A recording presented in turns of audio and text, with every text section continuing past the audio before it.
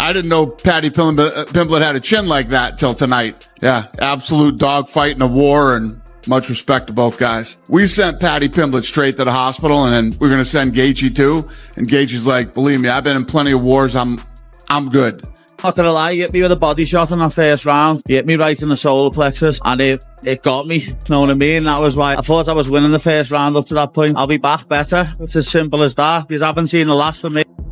Given how popular Ilya's become, how big do you think that fight could be between you two? I mean, if I had any bit of a personality, it'd be huge. But I just can't. I can't lie. I can't exaggerate. You know, it's what I do. It's who I am. It's who my parents taught me to be. But I mean, there's no doubt it would be the best, one of the best fights that they could definitely put on. It'll be for an undisputed belt, and I think they want to have 6 or 7, whatever. They want to have as many as possible. So if he's not back by then, they will strip him, and I will be undisputed, and then I'll fight for the belt. Paddy Pimblett has shared his first serious injury update since his grueling battle with Justin Gaethje, confirming what many fans had already assumed: the fight left a lasting impact. Although he exited the Octagon under his own power, the punishment from 5 punishing rounds has become impossible to overlook. Repeated headshots, relentless leg kicks, eye pokes that affected his vision, and non-stop pressure from one of the most dangerous strikers in the lightweight division, all combined to take a heavy toll on his body. Gaethje hurts him bad, has the big moment of the round, but Pimblett gets right back to picking him apart after that. So Pimblett is up in the round, bar the knockdown, but he loses the first round 10-9. Round 2, maybe you can't score it 10-8, but it was so close to a finish, I think you have to give out 10-8s for those types of things. There was 2 knockdowns for Gaethje in this fight. But still a competitive round. Round 3, you see Pimblett start to really run away with the numbers towards the end of it. Both guys were scrapping it in the early part of the round. I think Gaethje groin shot him in the clinch, and that never got called either. So Gaethje ended up beating him up in the clinch at one point early. But then Pimblett starts landing non-stop. This was one of the big moments in the 3rd round where I thought it's all going to change. We're leading towards a Pimblett sweep in the last 3 rounds. And if Gaethje didn't get a 10-8, this is going to be a Pimblett finish or a win based on the last 3. And Pimblett starts landing everything he throws. Towards the end of round 3, jab, body kick, low kick. And Gaethje's starting to shake around a bit, lose his balance a bit, and feel the damage of the shots. Low kicks were adding up for Pimblett. Body kicks were adding up as well. I don't know what the stats are for body shots and low kicks. Yeah, Pimblett was all over. 53, 30, 16. Mixed it up to the body a lot more than Gaethje did, for sure. And he starts teeing off on Gaethje towards the end of round 3. Then he jump knees Gaethje and hits him in the groin. Momentum ceases, but he has a good end of the 3rd round after that anyway. Then round 4. He starts doing well, but Gaethje starts finding his timing. They start jabbing a lot, and Gaethje started jabbing with him, and once he had his jab down, he started winging the right overhands. Again, no idea how he didn't get the KO. No idea how he didn't chin Pimblett. There were times when he would land 3 overhand rights in a row. Bear in mind, this is a Gaethje who lands the overhand right on Barboza. Maybe not the same version, but if he lands this on... Well, we were just talking, and he looked me dead in the eye, and he goes, I'm going to be one of the biggest stars in the UFC. A year before his debut. And I just thought, yeah, maybe. I thought, looking at his skill set, I thought, you know what? You've got a long way to go to get to that elite level, but there's something about him. But I don't know if I fully believed it, but he did. And it's that belief that puts you into positions like this, because yes, he lost the fight, but there was a period where when Paddy had that iffy decision, people thought he didn't belong anywhere near a Justin Gaethje, and he's come on a long way. And I think he can look at this fight one of 2 ways. He can get downhearted and think, well, I didn't win, or he can think, well, it was my first go at it. I've got a lot to learn. Look at the likes of Michael Bisping. You've got to keep fucking coming and coming in order to get your hands on that gold at some point. And that was the first time Justin Gaethje's gotten to 5 full rounds. And I think Paddy proved a lot to a lot of haters out there that, look, all right, you might not like him, whatever. He's got fucking balls. And I have a message for Ilia Topuria if he's watching this. No. No, I don't give a... He'll be in the Octagon.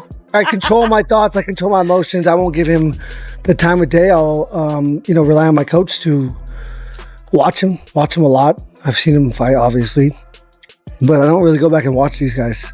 I really rely on my coach. I watched Paddy today. I watched Paddy and Chandler today. But I really rely on my coach to create a game plan and instill it into training. And yeah, this is so fast. I have no idea what's going on right now. If you can pick your opponent, who do you want to see next? We don't have more legends in the sport, I think. I would classify Justin Gaethje as a legend, and you have moved up to a division where Ilya, come on, we've worked together for so long. You know that, like, yes, Justin Gaethje has done so much for the sport, has so many incredible fights, future Hall of Famer. I put him in the same regard as the three people that you have just finished all in a row. Really? The only thing that I realized is that you don't like the guy, because I don't know why you want him to put him against me. Paddy Pimblett hasn't complained or made excuses, but his update makes it clear he's feeling the aftermath of a fight where survival became the focus in the later rounds. Swelling around the eyes, lingering headaches, and the general wear and tear from standing toe-to-toe with someone like Justin Gaethje highlight the cost of refusing to back down. And that's exactly why the MMA community respects him. He absorbed shots that have ended elite careers and proved he belongs at this level. Gaethje didn't just win, pushed Pimblett to his limits. Paddy is taking the time to recover, properly avoiding rushed comebacks or short-notice fights, focusing instead on healing and resetting. That raises the bigger question: what comes next for Pimblett? This loss alters the timeline, but it doesn't end his story. The momentum hasn't disappeared, it's just shifted. Instead of racing toward a title shot, Paddy enters one of the most critical stages of any fighter's career. Paddy the Baddie. The obvious answer, regardless of the result at UFC 325 next week in Sydney, is Dan Hooker. But there are other options. When you put in a performance like he did against Justin Gaethje at UFC 324, you enter a whole new bracket of conversation. A bracket labelled BMF. Paddy versus either Max or Charles after UFC 326? Deal me in. I'm speculating, but one thing is absolutely certain. Even in defeat, Paddy Pimblett's stock in the UFC has risen.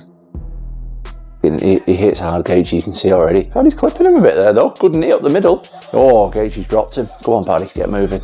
You got Paddy's back on the fence. Once he gets there, obviously there's nowhere for Paddy really to go. So that's when he can start to go in that medium kind of range, throw the uppercuts and the right hands over the top. And he's so powerful from there. You can see the power difference straight away. Paddy's got a great idea throwing that uppercut up the middle. Gaethje just takes him though. Oh, good shot from Gaethje there though. Jesus. I'd like to see Paddy in this round keep the centre a little bit more, because what Gaethje's trying to do is push him back, not really throw, and then when Paddy's got nowhere to go, when his back's on the fence, that's when Gaethje really starts to unload, which is where he's dangerous. Gaethje's just walking down though, a bit of a cut. Oh man. Paddy's looking comfortable here though. Start of the third. He's on the low kick and the jab this round, which is great to see. Great round for Paddy. 2-1.